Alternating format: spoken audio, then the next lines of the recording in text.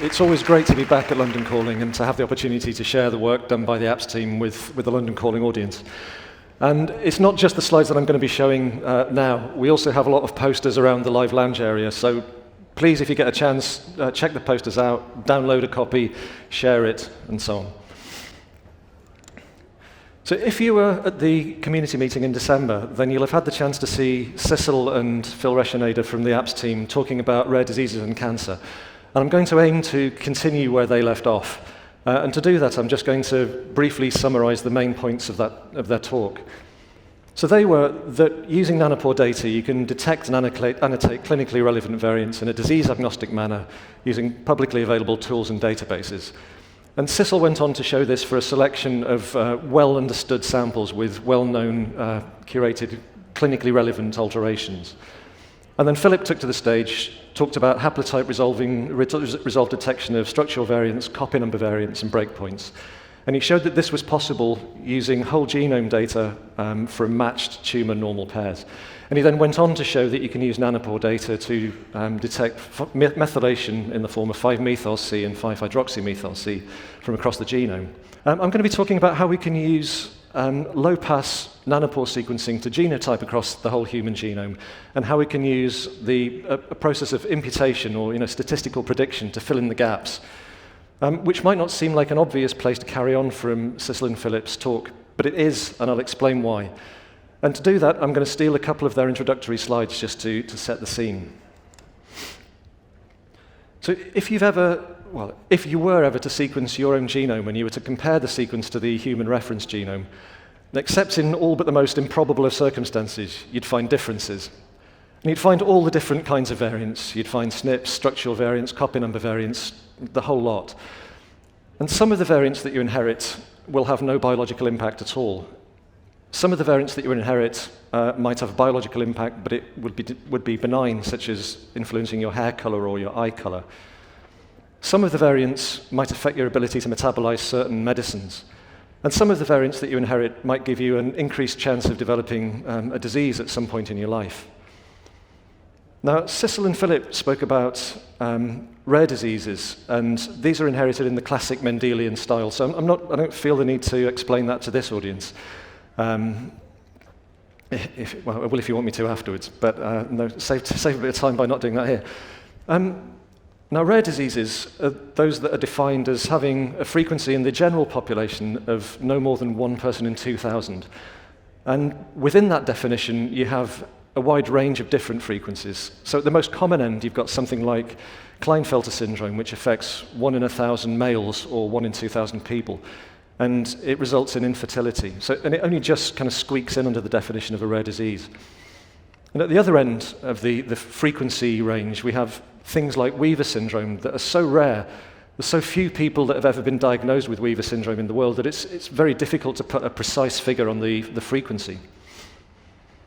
But the thing about rare diseases is that although, by definition, they occur very infrequently, there are lots of them. So according to work done by Hudson Alpha, there are some 3,800 rare diseases. And so that it means that although the probability of a person having any one rare disease is very low, the probability of a person having a rare disease of some sort is actually surprisingly high. So that 1 in 20 of us has something that would qualify as a rare disease. And around 80% of rare diseases are thought to have genetic aspects to them. And although the definition of a rare disease, as I've said, it's defined by the frequency in the population, the other thing that they have in common is that they're typically caused by alterations to single genes. And this is the needle in the haystack that Cecil and Philip were referring to in their talk title. And it's not to say that there's only one gene that could give rise to a particular disease, but it's that you need to inherit one variant gene to get that disease. So rare diseases are relatively straightforward to get to the bottom of, to find that causative allele. And there are various methods available to people to do this. And it's very typical to use gene panels, microarrays, and exomes to look at rare diseases. But as Cecil and Philip talked about, they miss a lot. There are drawbacks to all of these methods, and I'll elaborate on these later in the talk because they're also very commonly used in complex diseases as well. And the conclusion that they that they presented was that there's a very compelling argument to use whole genome sequencing to find variant alleles that are responsible for rare diseases. Now, as we know, there are lots of sequencing technologies out there, and there are lots of technologies that purport to be able to do whole genome sequencing. But as we and many other people have said, if you're using other sequencing technologies, and particularly short-read sequencing technologies, you will miss a lot, and what you're missing really does matter. So, for instance, short-read sequencing doesn't cope very well with structural variants or with GC-rich regions of the genome. It's also a bit of a struggle to look at methylation with short-read technologies because you have to jump through various library prep hoops, and even if you do that, the results are not amazing. But perhaps one of the things that's most overlooked is that short reads are not very good at dealing with repetitive regions of the genome, because if you have a read from a repeat, you don't know which copy of the repeat it should align to.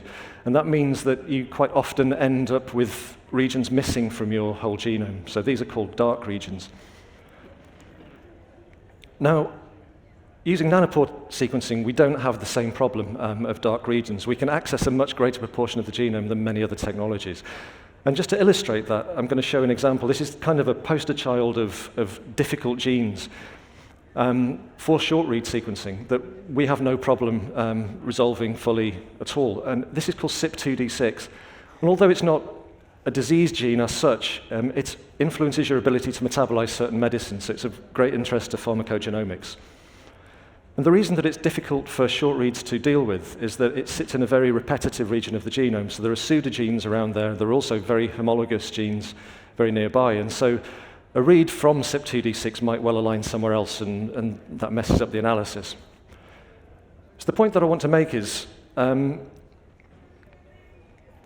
we can see all of these things, but that's not enough in itself. It's good to be able to see all of the genome, obviously. But you also have to be able to call your variants very well once you do that. So I'm now going to show you some of our latest benchmarking results that show we can do exactly this. So we benchmark the technology extensively, and we do this because the results that we get from our benchmarking give you an indication of how well the technology is going to perform for your experiments. And we do it by sequencing very well-known, very well-curated reference genomes. And we then downsample the results from that, and we compare the results that we get for variant calling with the right answers and present them in this kind of format. So I'm going to be focusing on the F1 values here. And F1 is a kind of average between the recall, so if it's there, do we see it? And the precision, if we call it, do we get it right? So for SNP calling, we get an F1 value for across the whole genome for SNPs of 99.8%, which is pretty impressive, I think. For indels, where you've got one base added or deleted, in the coding regions of the genome, we get an F1 value of 99.2%, and the coding regions are where the vast majority of your pathogenic variants are, so this is the important thing. And for structural variants, where you would expect us to do a very good job because we can get long reads whenever we need them, we get an F1 value of 96.2%. Now, although that number's lower than it is for SNP calling and indels, it's not a reflection of our ability to call the structural variants so much as a reflection on the incompleteness and kind of not quite adequateness of the truth set that we have available to us for structural variants. It's not as complete and it's not as good. So I think 96.2% F1 is about as good as it's possible to get for structural variant calling. And it's important to note also that our structural variant calling accuracy is independent of the length of the structural variants, and it's also independent of the type of structural variants as well.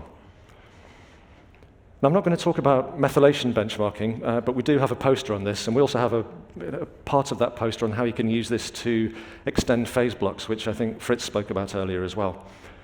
But I will talk about how we can phase using SNPs, which is the more regular approach, which is the more traditional approach to doing this. So phasing is a place where long reads really do make a massive difference. And so if we generate our normal length reads using LSK114, and we phase using that, I mean, I should say what the point of phasing really is, really, that you have all these variants, and it's important to know whether these are on the same copy of the parental chromosome or if they're scattered between them, because that really does affect the biology. So the longer the distance you can phase for, the better. And with our regular length reads from LSK114, we can get a phase block N50 of 4.7 megabases, which is to say that half of the data is contained within phase blocks of 4.7 megabases or bigger, and half of the data is contained within phase blocks shorter than this. And if you're not accustomed to phase block length, take it from me that 4.7 megabases N50 is massive for phase blocks. But we can do better than this. If we use our ultra-long reads, which are those that are defined as having a read N50 of 100 kilobases or more, then we can extend our phase blocks to around 35 megabases, which essentially means that we can phase entire chromosome arms. But we can do even better than this. If we throw in contact data in the form of PORC information, and if you want to know more about PORC, please come and talk to one of us afterwards, we can essentially phase entire chromosomes. So the point of this section of the talk is that if it's there, we'll see it, and we'll call it accurately, and we'll also be able to phase it over massive distances. Okay, back onto diseases. So I started off by talking about rare diseases, and these, by definition, are diseases that exist at a low frequency in the general population. And as I said, they also tend to be monogenic, so you only need to inherit one variant allele to get the phenotype of that disease. And that variant allele will tend to have a very strong effect. But the situation is not completely black and white, and I'm going to illustrate that with a couple of examples. So one very well-known example of a single-gene disease is neurofibromatosis. It's an autosomal dominant disease, and it's described as being close to 100% penetrant.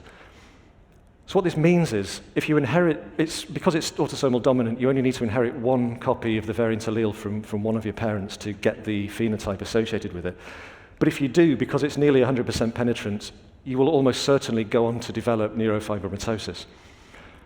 Now, the thing about it is that there's a wide range of different symptoms associated with this disease, and the severity also varies greatly, so that at one extreme, it's an incredibly serious disease, but at the other extreme, people with, maybe 50% of people with neurofibromatosis have symptoms that are mild enough that it doesn't affect their daily lives. And so this raises the question, why? And another very, very well-known gene is BRCA1. And there are, as you almost certainly know, many, many different pathogenic variants that can arise within the BRCA1 gene. And if you inherit one of these pathogenic variants, then you have a greatly increased chance of developing breast cancer in your lifetime. But it's described as being 80% penetrant, which means that a woman with a pathogenic BRCA1 variant has an 80% chance of developing breast cancer in her lifetime, which admittedly it's a very, very high risk, but it's not 100%, so that raises the question, why? Well, there are lots of reasons beyond that single gene that affect the penetrance and the expressivity. Environmental factors such as diet and smoking, exercise, but there's also things like epigenetics, so whether the gene is switched on or off with methylation. And then the bit that I want to focus on for the rest of the talk are other genetic modifiers. So that's the situation for monogenic diseases.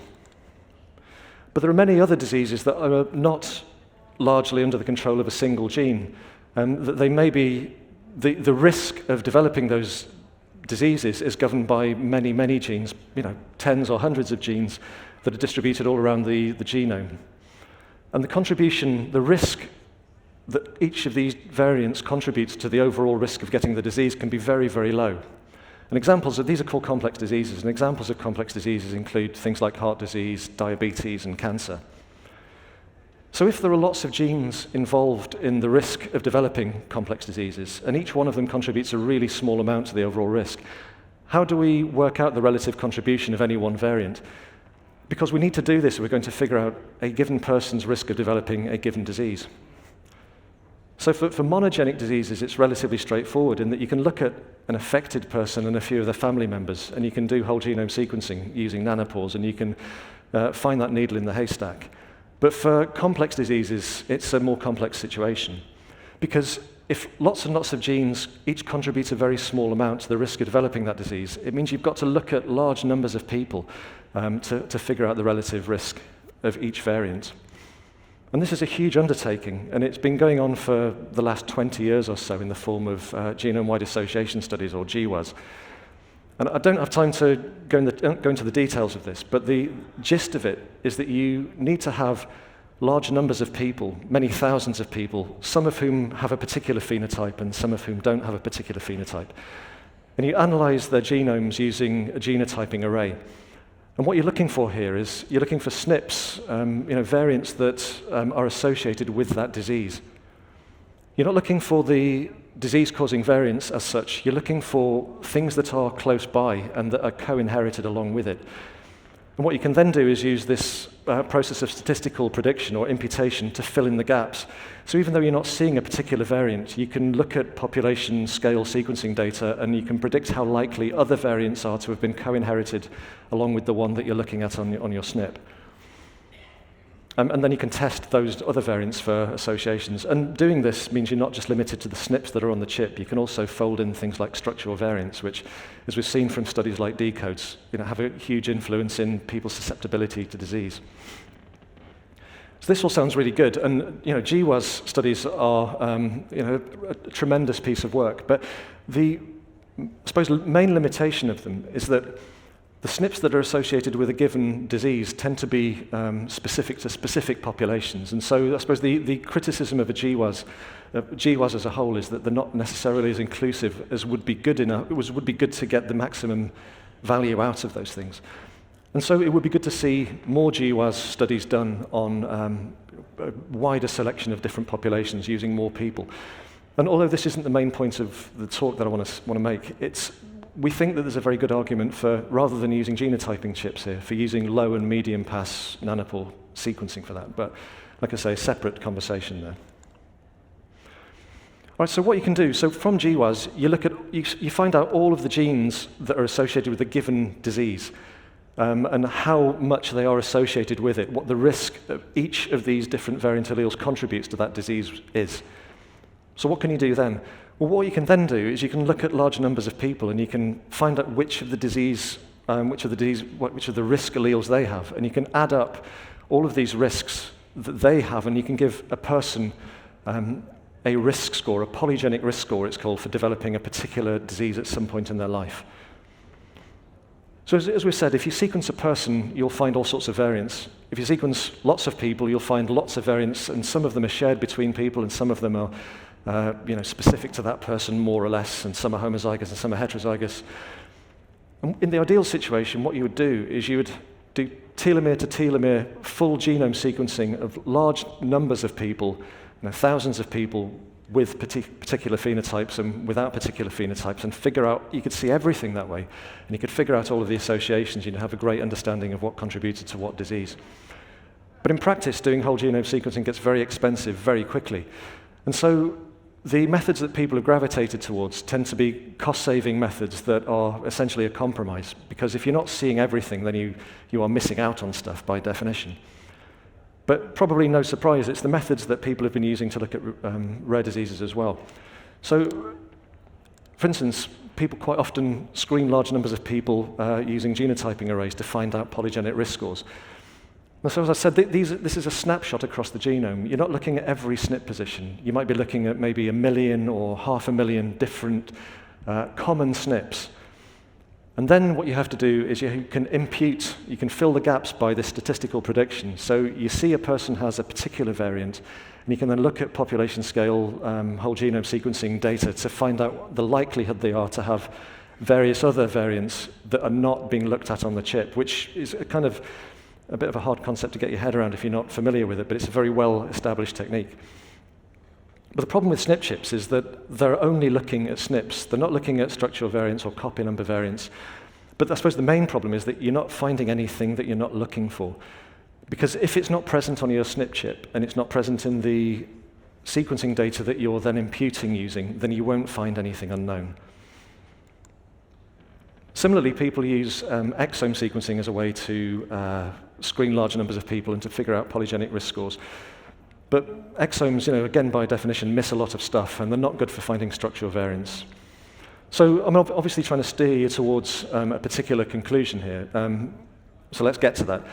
We think that there's a good argument for using low-pass nanopore sequencing in the place of SNP chips for figuring out polygenic risk scores. So we set out to measure this. Can we do the same job with low-pass nanopore sequencing as we can with SNP chips? And by low-pass, I'm talking about 1x coverage across a whole genome. And if you're going to do this, you have to kind of bear in mind what the implications are of that kind of approach. Because there's a reason why people sequence to 30x if they're sequencing a whole genome, or even greater. There's probably many reasons, but the one that I'll focus on is that if you've got 2 copies of every allele because you're a diploid organism, you've got to give your variant callers enough chance to see both of those alleles at enough coverage that they can do their job properly. And so 30x gives you that. I mean, we're not talking every position in the genome covered at 30-fold. We've got a distribution, and some regions will be covered less and some will be covered more. But when we go down to 1-fold coverage, it's a kind of different game, because there will be some regions of the genome that aren't covered at all. And there'll be some where you only see one allele, and there'll be some regions of the genome where you see both alleles. So it's quite different from a genotyping array in that respect. But another kind of difference is that if you were to take the same individual and you sequence that individual to 1x twice, you wouldn't see the same selection of variants, because it's a random snapshot that you're getting. But that's fine, because we can impute to fill in the gaps. So what we wanted to do is test our ability to impute. And we used the very well-known genome in a bottle sample, NA12878, for this, because we know everything about that genome. We know what all the variants are, because it's been sequenced very extensively. And so what we set out to do was to downsample our sequencing data for 12878 from 5x at the top end to 0.5x at the lower end. And we then used imputation to fill in the gaps, to tell us, to predict the variants that we weren't able to see in our snapshots. But we could compare it to the right answer because we knew what the truth set was. Now, if you're going to do this, you need a tool to do it, and you also need a reference panel. And luckily, we had both of those available to us. So the reference panel we used was the 1,000 Genomes High Coverage Reference Panel, and we used the tool Quilt for imputation. And we evaluated it in the way shown, so we can see how well the results we get from predicting correlate to the right answers that we know from having sequenced NA12878 multiple times.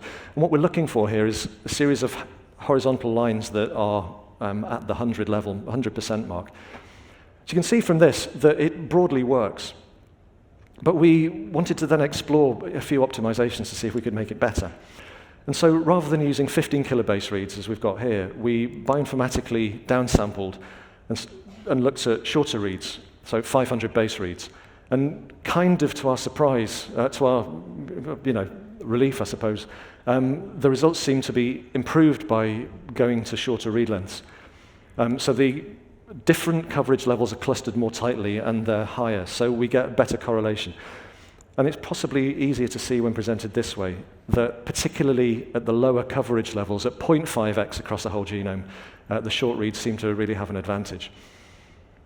Now, this kind of we can explain this by saying that shorter reads give you more reads for the same amount of coverage, and that gives you more chances to sample from both alleles. And it's handy from our point of view because it means we can use adaptive sampling as part of our experimental setup. So you're probably all familiar with adaptive sampling, but we use it kind of differently here. So what you would normally do with adaptive sampling is you would be sequencing every strand, and in the first second of sequencing, you align that read back to the that bit of the read back to the reference, and a decision's made about whether you want to carry on sequencing that read or whether you want to eject it. But here we don't have to do that, because we can eject everything, and we can sequence every read that we get at 500 bases and no further. Right, so we have all the bits and pieces that we need to then do this in earnest now. And so what we then wanted to do was to look at a particular disease and find out whether our downsampling gave us consistent polygenic risk scores. So the way we did it was to look at, well, this is for hypertension. And on the left-hand side of the figure, we've got various different genomes, each of which has been sequenced to 30-fold coverage. And as I say, if we do that, we can see all of the variants, and we can figure out what risk alleles each of these samples has got, and we can add up all of the risk scores and generate a polygenic risk score for each of these. And that includes NA12878, which you can probably see as the red circle with the arrow next to it. And then on the right-hand side of the figure, we have the downsampled results, where we imputed and filled in what we couldn't see by prediction. And you can hopefully see that all of the values, all of the polygenic risk scores that we got doing this are at the same level as we get from the whole genome sequencing, from the 30x coverage. Now, I want to point out, we're not trying to diagnose anything here. What we're trying to do is say, can we get the same power? Can we get the same polygenic risk scores out from a sample after downsampling to 0.5x to 5x as we would do if we sequenced a whole to 30x coverage? And this shows us that we can. And that is, so the take-home messages for this part are that the polygenic risk scores from imputed data do match the polygenic risk scores from whole genome 30x data, and it's very robust at lower coverage levels. But we didn't have to stop at hypertension. We went on to do the same thing for NA12878 across a whole range of different diseases. So there's another 20 here shown from depression to gout. And it's shown in the same way that on the left-hand side of each of these panels, you've got the 30x whole genome sequencing, full coverage results for that range of different samples. So you can get a spread of polygenic risk scores. And then on the right of each figure, you can see where NA12878 comes relative to that. You can hopefully see that there's lots of circles for NA12878, and what this shows is this is all of the different coverage levels plus repeats. And you can hopefully see that those circles are all clustered very tightly together, with the exception possibly of Alzheimer's disease, where there's an outlier or two, and we need to look back at our imputation and see if we can tweak it. Now, I'll say it's not common to look at raw polygenic risk scores like this. You would normally convert it to a percentile or something like that, but we haven't attempted to do this. This is just a proof of concept, and we need to sequence a whole lot more 30x genomes so that we can find out what the true spread of polygenic risk scores is before we can do this in earnest. So that's what we can do with just sequencing lots of samples to very low coverage. And if we do this, as you can imagine, we can fit a lot of different samples onto a PromethION flow cell. But what we could also do with adaptive sampling is we can use positive enrichment for specific target loci, and so we can enrich for certain regions of interest at the same time as generating low-coverage genome-wide data for the rest of the genome. So we get our polygenic risk scores, but we can also then look at, for instance, rare gene diseases if we wanted to do that. And doing this mixture of low-pass coverage across a whole genome and looking at higher coverage at some rare disease genes has got the potential to be useful in diagnostic settings and in research settings. So to demonstrate that, we wanted to fold in some target genes, and we chose 278 pharmacogenomics genes that we're presenting on our PGX poster as well. So this reduces our ability to multiplex because we're using some of our data to look at these rare disease genes, but we can still multiplex some 5 samples on a PromethION flow cell right now. So just to reiterate, this gives us the ability to do low coverage imputation across the whole genome and to enrich for target regions all in the same run. And if we do that, we get something like this. So we get the imputation data, as I've shown you, but we also get each of these 278 PGX genes at good coverage, as shown by the figure on the left. And just wanted to include like I say, the poster child of difficult genes in that, CYP2D6, because that's one of the pharmacogenomic panels that we include in it. Right, so with that, I'd like to thank you. I mean, if this feels like a little bit of an abrupt place to start, it's because this data is very, very hot off the press. I mean, we only got it in the last couple of weeks, so we haven't had a huge amount of time to mull over it, and we didn't have time to put together a poster on what we're calling SCIM-seq. But hopefully that gives you a flavor of what's possible using adaptive sampling with nanopore reads at low coverage across a whole genome. And with that, I'd like to thank a few people, particularly Owen Harrington and John Boularia, who put together the data for the imputation part. Also, thanks to all of the apps team for the work on the posters that we're showing, particularly the genomic apps team who've contributed a lot of those. Thanks to all of Oxford Nanopore, and thank you very much for your attention. Thank you.